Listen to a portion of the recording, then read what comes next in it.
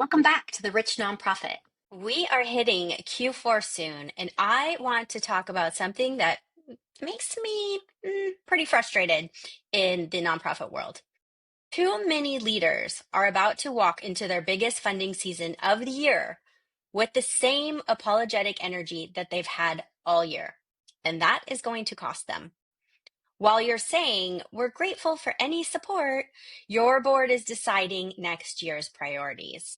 While you're explaining why you need help, funders are choosing which organizations to back and to give money to.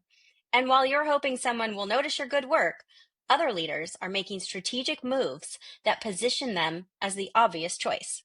Q4 isn't just the busy season.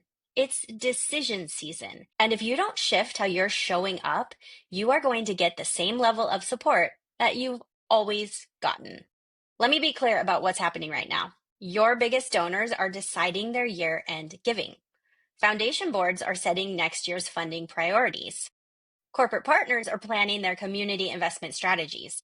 They're not waiting for January to make these decisions. There's a lot of red tape that they usually need to go through. They are moving through this process now. And if you walk into those conversations talking about what you need to keep going instead of what you could accomplish with proper investment, you are positioning yourself for scraps instead of big support. Most nonprofit leaders think Q4 is about closing out the year. But strategic leaders that I work with know that Q4 is about setting up for next year. The language that you use in Q4 will determine the funding that you get in 2026 and beyond. The conversations that you have with your board will shape their expectations and their support. This makes it a lot easier for you. And the way you position your work with funders will influence their giving strategy. So right now you have a choice. You can spend Q4 in reactive mode, responding to whatever comes up, taking whatever support gets offered, and hoping things work out better next year. Or you can spend Q4 in strategic mode, leading conversations about your vision, positioning your organization as an investment opportunity, and setting the standard for how your work should be supported. The difference comes down to preparation, and most nonprofit leaders that I see aren't well prepared. They don't have a clear funding strategy for next year. They don't know how to position their work as an investment instead of a need. Remember, a nonprofit is a business. They don't have a plan for engaging their board as strategic partners. And they don't know what success looks like or how to articulate why their organization deserves that big support. So they default to the same conversations they've always had, the same events they've always had, and they get the same results that they've always gotten. But what if you walked into next year completely prepared? What if you had a clear funding strategy that positioned you for growth instead of maintenance? What if you knew how to engage your board as true partners in your vision? And what if you could articulate why investing in your nonprofit is a smart strategy? That would change everything for you, not just for your funding, which is huge, but for your entire leadership presence. When you are prepared, you lead conversations instead of sitting back and following them. When you are strategic, you attract visionary partners instead of reluctant supporters. And when you're clear about your value, people invest in your success instead of just supporting what's been going on. The organizations that will win are the ones who show up prepared. They have plans, they have strategy, they have vision, and that preparation happens now. If you wait until you're in the middle of Q4 to get strategic, you've already lost. The conversations are happening, the decisions are being made, the funding, most importantly, is being allocated. You need to be ready before the room gets busy and loud. That's why I created virtual momentum strategy retreats, because Q4 preparation cannot wait. But most leaders don't have time for lengthy planning processes. You are so busy and you're leading and you're managing and you're doing all the things. That's why we take 2 half days and we map out your growth strategy for next year, your board engagement plan, what your priorities are, your funding strategy. And most importantly, for me, I want to see your leadership positioning for next year and beyond so that you can then have a plan and know how to approach every conversation, every board meeting, every strategic decision going forward. No more winging it, no more hoping for the best, just clear strategy that positions you to win. The leaders who invest in this preparation now are the ones who can close out the year, maybe even take a little time off, not be exhausted, and hit the ground running next year. They start 2026 with clarity instead of confusion. But you have to move now. Next year isn't going to wait for you to get ready. Now, I want to take you just a little deeper because it's one thing for me to tell you that Q4 is decision season, but it's another for you to know how to navigate it. So let's break this down. The 3 questions that every leader really needs to answer before Q4.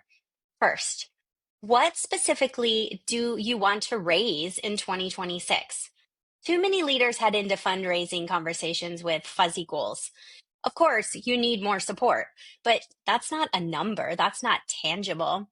Or we need to keep our programs going. That's not a strategy. Your board, your funders, your partners, they need to know actual, tangible numbers and outcomes, why it matters, and how the money will help reach these outcomes and goals. So when you can say our 2026 target is $750,000 because it positions us to expand services to an additional 200 families, you sound like an investment opportunity. Second, what's the story that you're telling founders? And I don't mean your origin story. I mean the narrative that positions your organization as a solution to this current and urgent problem. Too many leaders lean on, well, we're underfunded and we need help. And that's the quickest way to get sympathy, of course, but you want big support. So instead, your story wants to be, here's the change we're creating. Here's the opportunity ahead.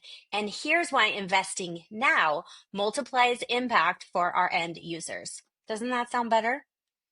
Third question, who are your strategic allies this quarter? Fundraising is not a solo sport. And it does feel like a sport, doesn't it, when you're going as fast as you can to get to that finish line? Who on your board can open doors?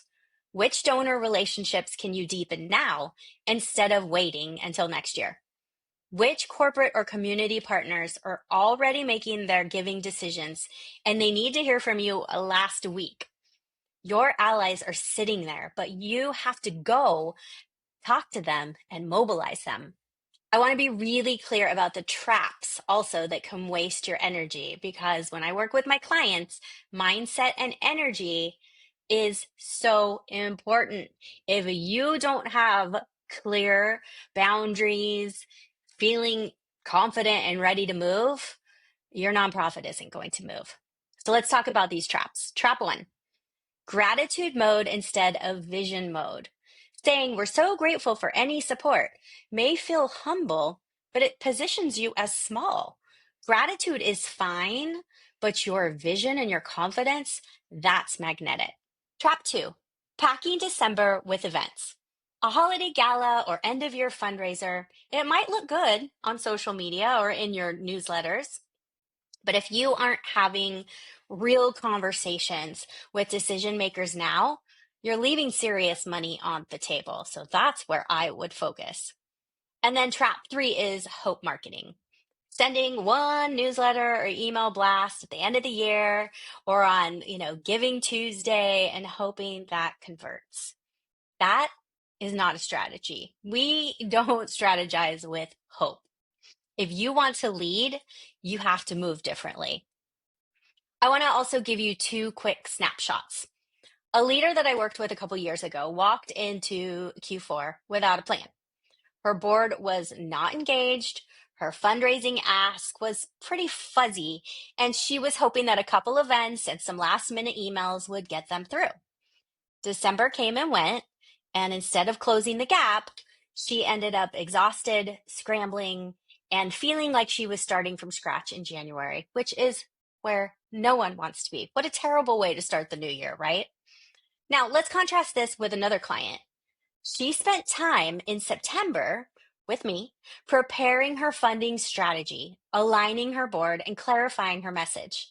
By November, she was already in conversations about multi year commitments.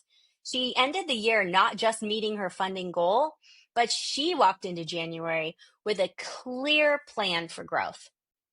And the difference didn't happen because one organization was more deserving, right, for funding. No, of course not. It's because the leader showed up strategically instead of being reactive. So as you step into Q4, I want you to remember you do need clarity on your numbers. I know looking at spreadsheets, no fun. Go talk to your CPA, your bookkeeper. I know, I know it sucks, but it needs to be done. Also, you need a story that positions you as an investment. Everyone loves a good story. A story that's true, of course. And you need allies that you are working with and activating right now. The leaders who take those steps are the ones who will not only raise the bar on their funding, but they also set the tone for their entire leadership presence. And if you're thinking, yes, this is what I need, but I don't know where to start, check out my virtual momentum strategy retreats. We do have fun with strategic planning. Now, take those 3 questions that I gave you earlier, watch out for the traps, and start mobilizing your allies. Q4 is not waiting, and neither should you. I will see you next time on The Rich Nonprofit.